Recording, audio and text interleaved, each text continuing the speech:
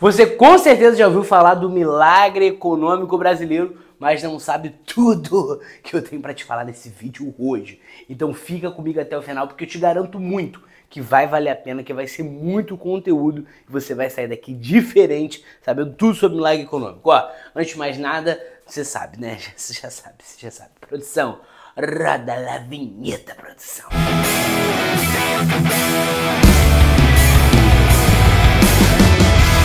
Fala minha galera, SOS História, professor Pedro Riciopo, com mais um vídeo aqui no nosso canal do YouTube para vocês e hoje falando tudo sobre o milagre econômico brasileiro, beleza? Mas antes de falar sobre ele, ó, se inscreve no canal, ativa o sininho para saber quando os vídeos novos vão estar entrando aí, chegando.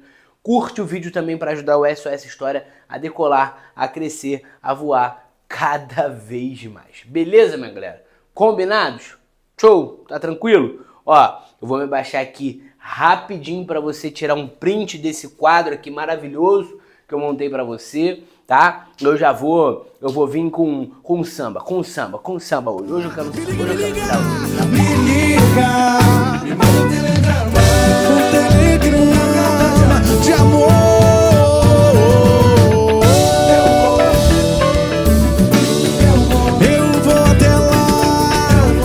Eu vou até lá, me liga.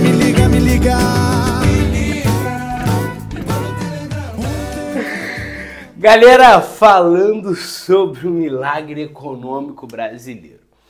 Primeira coisa, você tem que distinguir, saber quando ele ocorre. Então, a gente pode falar ali que ele vai de 1969 a 1973 para 74, tá? É o período ali do milagre econômico que ocorre dentro do período da ditadura civil-militar, do regime militar, no governo de Emílio Garrastazu Médici. Emílio Garrastazu Médici, aquele presidente ali conhecido pelos famosos anos de chumbo, que foram anos de muita repressão por conta do AI-5 que havia sido criado no governo do presidente Arthur da Costa e Silva. Então, ocorre ali no governo Médici, no final ali da década de 60, 69 até 73 para 74, mais ou menos a gente tem um milagre econômico brasileiro, que é uma fase, né, inquestionável de muito crescimento econômico.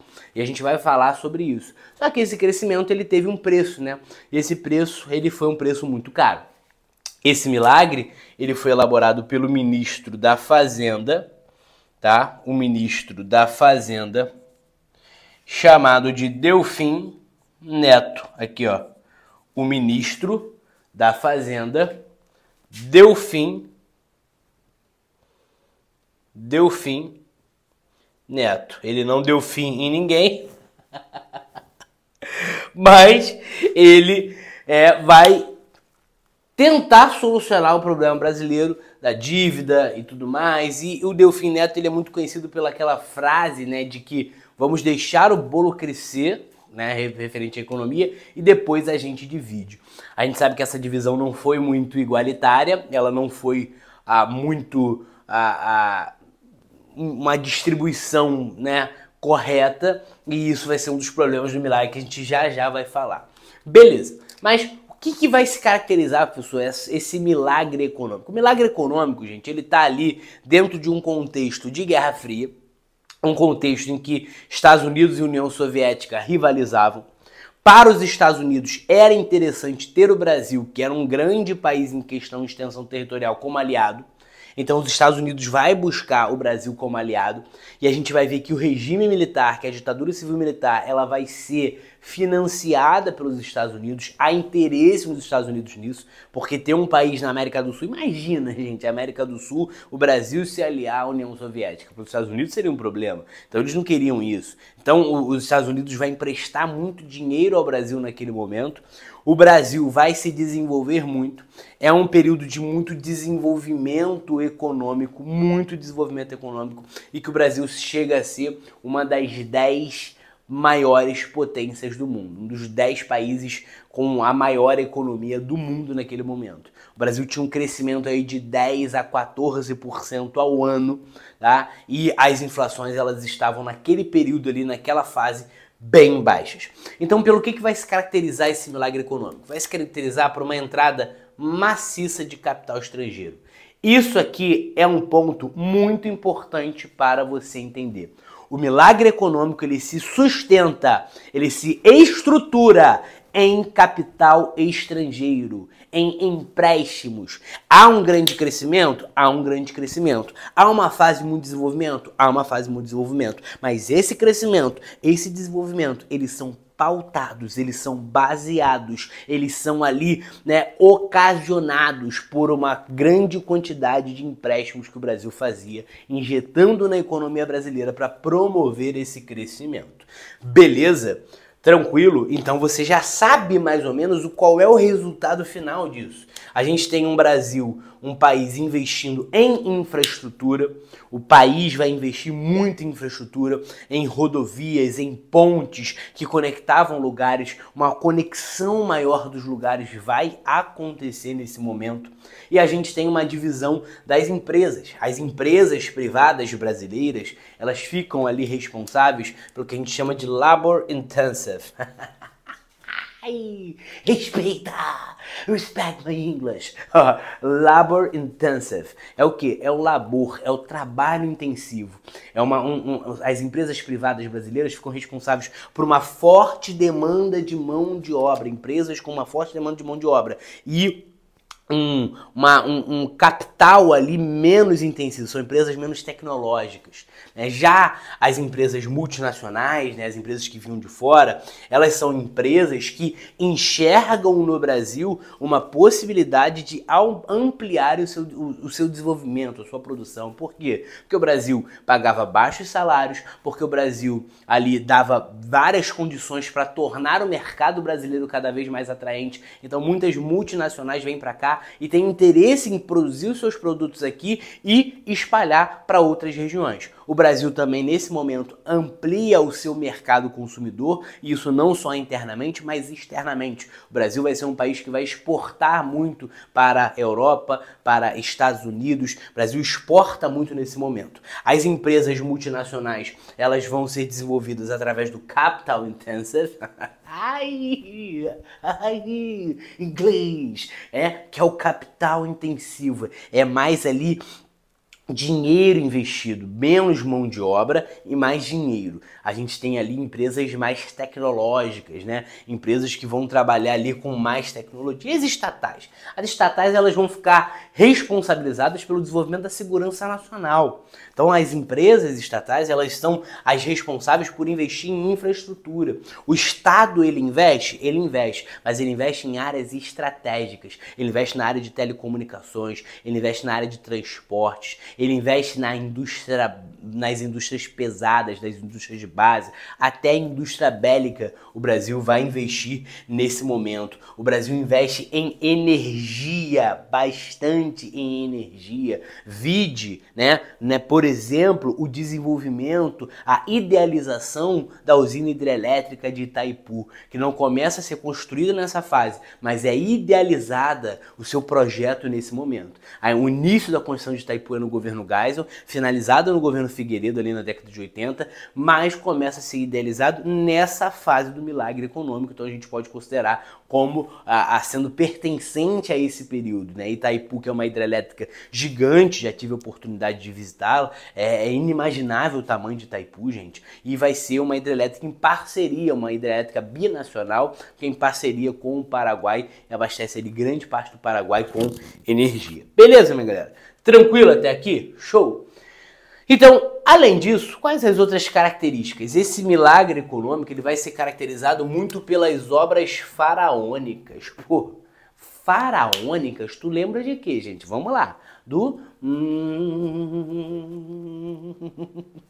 faraó, né? Ou seja, você lembra das pirâmides, das grandes construções? Então, obras faraônicas são obras muito grandes, são obras nas proporções das obras que faraó fazia. Quais são as obras faraônicas que a gente pode apontar aqui como parte desse milagre econômico? A gente pode apontar, por exemplo, né, como obras faraônicas, a ponte Rio-Niterói. Lembra que no Rio de Janeiro, essa é uma das maiores pontes que existe no mundo, conectam uma região a outra, uma ponte que vai se estabelecer em cima da Baía de Guanabara, e a construção ela vai ser uma construção demorada, muita gente morre ali na construção, é uma construção trabalhosa e inclusive bem engenhosa para a época, né? E você vê como o Brasil avançava de fato nesse momento. Mas essa ponte, inclusive, vai ser chamada de Ponte Costa e Silva, em homenagem ao presidente Arthur da Costa e Silva, que havia morrido, né, e o Médici assumiu. Então, também Ponte Rio-Niterói, porque conecta o município do Rio com o município de Niterói, gente. Naquela época, para você chegar a Niterói, você que é do Rio de Janeiro, você vai ter dimensão, né? Você tinha que ir por Magé para fazer um caminho para Niterói, demorava horas e horas para chegar a Niterói. E aí criou essa ponte encurtando ali o caminho, né, gerando uma maior integração da cidade do Rio de Janeiro. Outra coisa também é a famosa Transamazônica. Olha aí, Transamazônica. A Transamazônica também é uma outra construção dessa época, desse período, e também, como eu falei, Itaipu, que vai ser idealizada nessa fase. Então, como característica, a gente tem essas obras faraônicas, mas a gente tem também uma maior internacionalização da economia. A economia brasileira ela fica mais internacionalizada. Como assim, professor? I don't understand. A economia brasileira fica mais dependente do capital internacional, tem uma dependência estrangeira maior. Ou seja, o que ocorre no mundo começa a afetar a economia brasileira, que não é uma economia mais como na época de Vargas, nacionalista, é uma economia completamente oposta, completamente dependente do capital estrangeiro. E aí, se a gente for analisar, esse período ele teve algum ponto positivo? A gente tem o aumento do PIB aqui anual, né, chegando ali a casa dos 13%, 14%, então tem um crescimento muito grande. É uma fase de um progresso econômico muito grande e para, né, melhorar a situação dos militares, é um período que, coincidentemente, o Brasil vence lá no México a Copa do Mundo de 1970. A Copa do Mundo é nossa. 90 milhões em ação, pra frente Brasil, do meu coração. Todos juntos vamos, pra frente Brasil. Salve a seleção, de repente é aquela corrente pra frente. Parece que todo o Brasil deu a mão, todos ligados na mesma Pelé jogando muito, Pelé namorando com o Xuxa, coisa louca, hein? Ganha lá. E aí isso vai, inclusive, gerar uma movimentação para tentar ali, cada vez mais, fazer com que a população se sentisse orgulhosa do Brasil.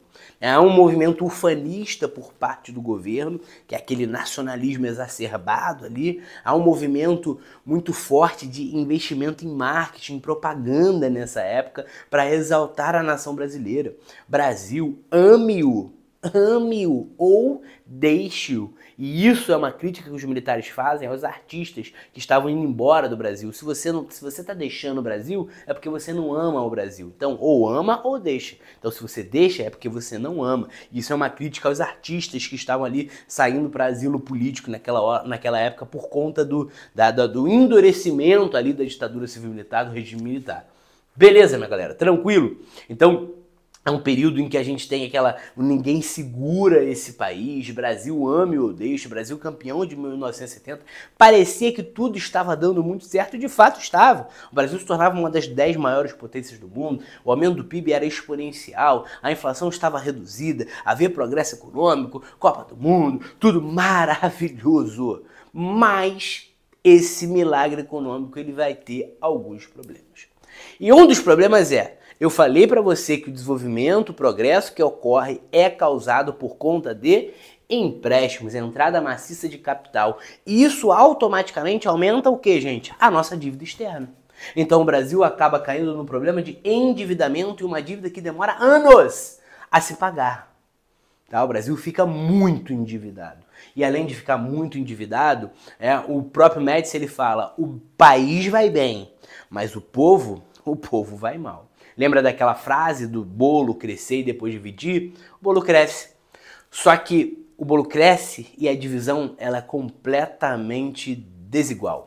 A divisão ela é completamente desigual. A gente tem os ricos ficando mais ricos, a classe média ali estabilizada e os pobres ficando ainda mais pobres. Então o que a gente vai ver? É que é um governo que não se preocupa com o desenvolvimento, com o progresso social. Se preocupa com o progresso econômico, com o desenvolvimento da economia. Só que a economia cresce e o desenvolvimento social não acompanha esse progresso econômico. A população mais pobre fica muito mais pobre, fica com muitos problemas ali, porque esse crescimento ele não atinge. Há relatos na época de pessoas mais humildes, mais pobres, que diziam isso, que não sentiam os efeitos desse tal milagre, né? Não sentiam esse milagre ali batendo na sua porta. Então a gente tem uma desigualdade na distribuição de renda e nós temos uma inflação que vai ser deixada pelo milagre econômico, que é uma inflação que começa a se tornar altíssima. A gente vai ver que no governo Sarney, por exemplo, ali pós a regime militar, a gente tem uma inflação ainda maior, mas nessa época a inflação deixada pelo milagre já é uma inflação altíssima. E outra coisa, a dependência externa também é um problema, né? Porque como é que o milagre econômico acaba? Se o Brasil passa a ser extremamente dependente do capital estrangeiro, quando a economia internacional está debilitada, o Brasil automaticamente vai tomar fumo também. E aí quando é que isso ocorre? Quando os barris de petróleo são colocados ali em valores altíssimos, exorbitantes por conta de conflitos no Oriente. A gente tem a primeira crise do petróleo em 1973 e em 1974 a segunda crise do petróleo, que vai acarretar num esfacelamento ali muito grande da economia ocidental e consequentemente, isso afeta o Brasil, que vai ser prejudicado, que vai acabar com o seu milagre econômico ali em 1973 para 1974. A gente já tem o fim do milagre econômico brasileiro e uma economia, uma política econômica agora que se baseia em resgatar, em restaurar a economia brasileira que ficou muito debilitada. Curtiu esse vídeo? Ó, muita informação, hein? Se inscreve no canal, ativa o sininho, curte esse vídeo e ajuda a gente, o SOS História, a decolar, a crescer cada vez mais. Minha família, tamo junto, rumo à sua aprovação, produção. Me liga, me liga! Me liga! Me manda um telegrama! Um telegrama de amor!